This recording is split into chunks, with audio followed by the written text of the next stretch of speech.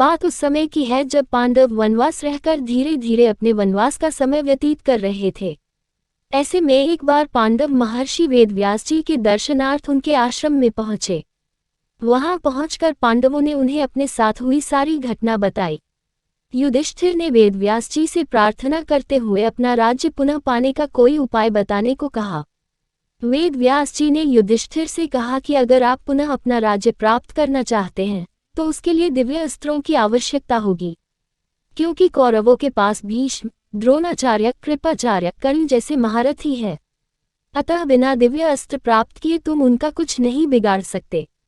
युधिष्ठिर के ये पूछने पर कि वो देवताओं से ये दिव्य अस्त्र कैसे प्राप्त करे, वेदव्यास जी ने कहा कि आप सब में केवल अर्जुन ही देवताओं को प्रसन्न करके दिव्यास्त्र प्राप्त कर सकते हैं।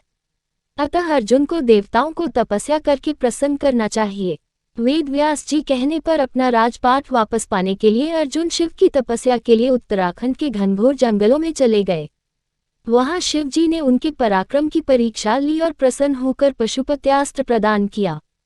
उसके बाद शिव शंकर वहां से अंतर्ध्यान हो गए। इसके बाद वहां पर वरुण, यम, कुबेर, गंधर्व और इंद्र अपने अपने वाहनों पर सवार होकर अर्जुन के सामने आ गए। अर्जुन ने सभी देवताओं को वंदन कर आदर सत्कार किया और विधिवत सभी की पूजा की। सभी देवताओं ने प्रसन्न होकर अर्जुन को अनेक अलौकिक शक्तियां दी और कई दिव्य अस्त्र शस्त्र प्रदान किए। सभी देवता अपने अपने लोक वापस लौट गए। अर्जुन के पास से अपने लोक को वापस जाते समय देवराज इंद्र ने कहा, हे अर्जुन, अभी तुम्हें देवताओं के अनेक कार्य संपन्न करने हैं, अतः तुमको लेने के लिए मेरा सारथी आएगा। इसलिए अर्जुन उसी वन में रहकर प्रतीक्षा करने लगे। कुछ समय पश्चात उन्हें लेने के लिए इंद्र के सारथी वहां पहुंचे और अर्जुन को विमान में बिठाकर देवराज की नगरी ले गए। इंद्र के पास पहुंचकर अर्जुन ने उन्हें प्रणाम किया। देवराज इंद्र ने अर्जुन को आशीर्वाद देकर अपने निकट आसन प्रदान किया। अमरावती में रहकर अर्जुन ने देवताओं से प्राप्त हुए दिव्य और अलौकिक अस्त्र शस्त्रों की प्रयोग विधि का अभ्यास किया और उन अस्त्र शस्त्रों को चलाने का अभ्यास करके उन पर महारत प्राप्त कर लिया। फिर एक दिन इंद्र अर्जुन से बोले, वत्स, तुम चित्रसेन नामक गंधर्व से संगीत और नृत्य की कला सीख लो। एक दिन अर्जुन चित्रसेन के साथ संगीत और नृत्य का अभ्यास कर रहे थे। तभी वहां पर इंद्रलोक की बेहद खूबसूरत अप्सरा उर्वशी आई और अर्जुन को देखकर उन पर मोहित हो गई। अकेले में समय पाकर उर्वशी ने अर्जुन से कहा, हे अर्जुन, आपको देखकर मेरी कामवासना जागृत हो गई है, अब आप किसी तरह मेरी कामवासना को शांत करें।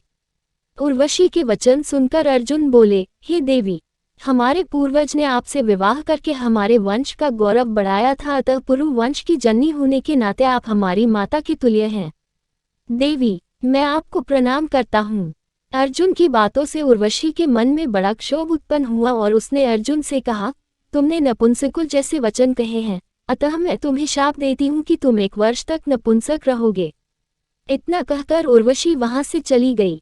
इस श्राप के बाद अर्जुन अपने अज्ञातवास के समय बृहन्नला बने थे। बृहन्नला के रूप में अर्जुन ने विराटनगर के राजा विराट की पुत्री उत्तरा को 1 वर्ष नृत्य सिखाया था। बाद में उत्तरा का विवाह अर्जुन के पुत्र अभिमन्यु से हुआ था।